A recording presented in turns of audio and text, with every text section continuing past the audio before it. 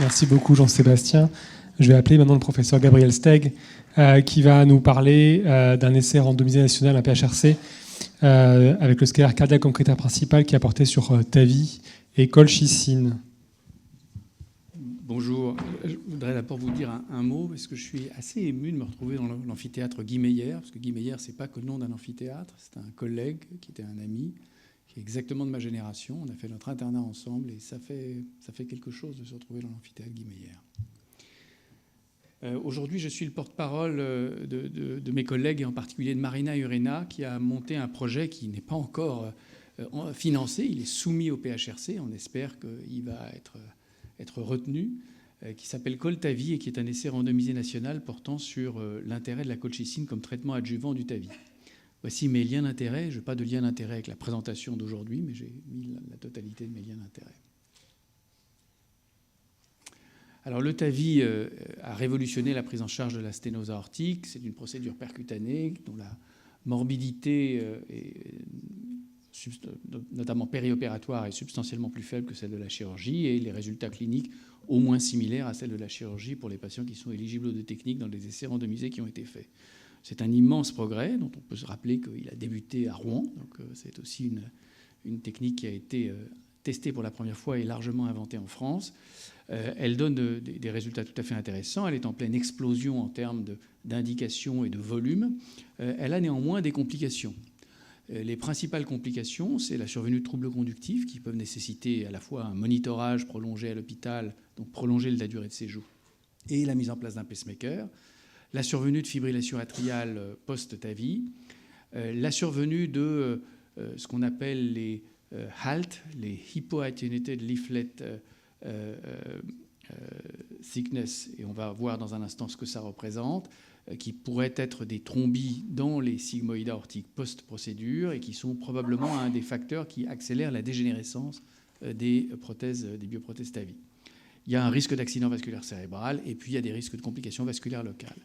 Et parmi ces complications, un certain nombre pourraient être affectés par les phénomènes inflammatoires périprocéduraux. En fait, on va faire craquer la valve avec un ballonnet, la valve native, et implanter une nouvelle valve à la place de cette valve. Donc on fait une destruction tissulaire dont on espère qu'elle est contrôlée. Enfin, il y a une destruction tissulaire, il y a donc des phénomènes inflammatoires importants. Et c'est ce qui a justifié l'intérêt de collègues suisses d'une équipe qui s'est dit on devrait tester la colchicine dans la prévention des complications du TAVI. Ils ont fait un essai qui s'appelle COSTAR, qui donne des résultats extrêmement intéressants, puisqu'il montre qu'il y a une tendance à la réduction de la survenue de fibrillation atriale périprocédurale, qu'il y a une réduction tout à fait marquée du besoin de pacemaker, mais ces différences ne sont pas significatives car l'essai a été interrompu prématurément et, oserais-je dire, intempestivement par un comité de surveillance qui n'était peut-être pas assez chevronné et qui a noté une différence de mortalité toute cause entre les deux bras, alors que la colchicine est un médicament qu'on connaît très bien, qui a été largement testé dans de nombreux essais cliniques randomisés dans l'athérosclérose, dans la maladie coronaire, dans l'accident vasculaire cérébral, en post-infarctus, et pour lequel il n'y a pas d'excès de mortalité, et les méta-analyses l'ont bien montré. Mais sur un petit effectif, il y a évidemment des effets aléatoires, et le DSMB a un peu perdu ses nerfs et a interrompu le recrutement après 40% des inclusions, ce qui fait que l'essai est non concluant. Il a également noté cet essai sur un sous-groupe qui a eu des scanners, une réduction de l'épaississement des feuillets valvulaires au scanner et donc des HALT, ce qui est un facteur qui pourrait prédire une meilleure résistance à la dégénérescence de ces bioprothèses TAVI. Et donc l'essai, il est très frustrant parce qu'on a vraiment l'impression qu'il y a quelque chose, qu'il y a un signal, mais il est beaucoup trop petit pour pouvoir conclure.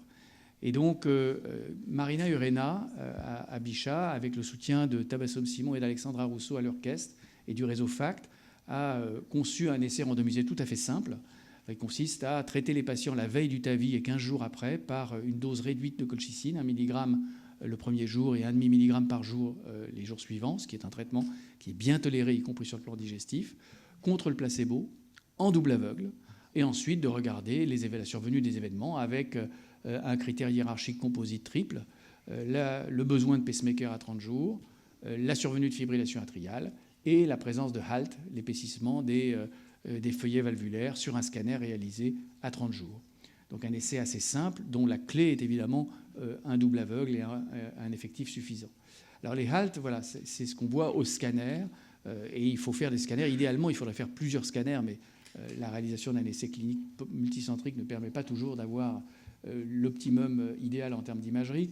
Mais disons que si on veut être pragmatique, un scanner à 30 jours est probablement une assez bonne façon de dépister les haltes. C'est probablement le moment où il y en a le plus de visibles au scanner. Et donc l'hypothèse, c'est qu'avec un peu moins de 250 patients, on a une puissance qui permettrait de dépister une réduction substantielle de ces complications périprocédurales, du même ordre de grandeur que ce qui a été observé dans l'essai COSTAR, et avoir cette fois-ci une preuve rigoureuse du bénéfice de ce traitement qui ne coûte pas cher, à cette dose-là est bien toléré, et permet de réduire substantiellement les complications et même probablement la durée de séjour post-TAVI. Alors, je voudrais juste terminer en disant que, évidemment, c'est à Miracle AI qu'on a demandé de faire la lecture centralisée. Je remercie Théo d'en avoir accepté le principe, et je pense que c'est vraiment bien d'avoir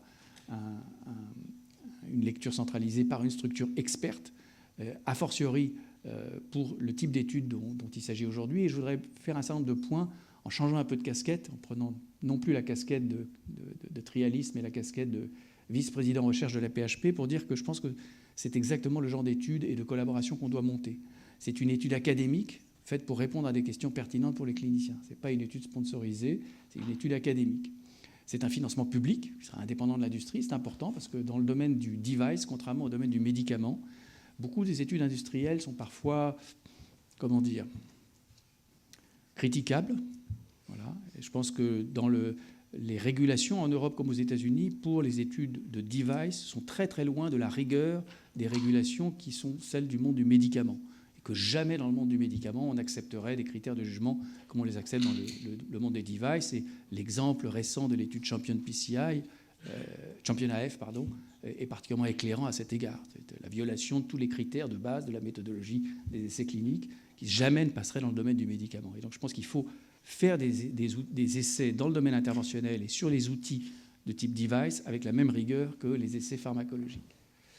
Une méthodologie en double aveugle, c'est difficile quand on fait un PHRC de faire du double aveugle, c'est compliqué, ça coûte cher, les promoteurs académiques sont réticents parce que c'est compliqué à faire, mais la réalité c'est que c'est ça qui donne la possibilité d'avoir un jugement le plus objectif. Les réseaux de recherche sont essentiels, en l'occurrence Coltavi va s'appuyer sur le réseau FACT, mais nous sommes collectivement en France très en retard dans un fonctionnement collaboratif à côté d'autres pays. Je pense à l'exemple éclatant des Pays-Bas ou des pays scandinaves qui fonctionnent en réseau collaboratif et qui nous ont montré la performance et la productivité qu'ils ont, avec parfois des effectifs plus faibles, beaucoup plus faibles que la France, en termes de réalisation d'essais cliniques. Et enfin, le laboratoire central d'analyse d'images, un laboratoire d'excellence, grâce à une plateforme. Et Miracle AI, ce n'est pas simplement l'expertise, c'est une plateforme. Et je voulais dire à quel point je suis fier que l'AP soutienne Miracle AI. Je pense que c'est vraiment exactement ce qu'on doit faire. Des plateformes qui sont issues d'initiatives académiques et qui deviennent transversales au service de la communauté. Et la journée d'aujourd'hui le montre de façon éclatante. Donc c'est vraiment, je pense, exactement ce qu'il faut faire. Je vous remercie pour votre attention.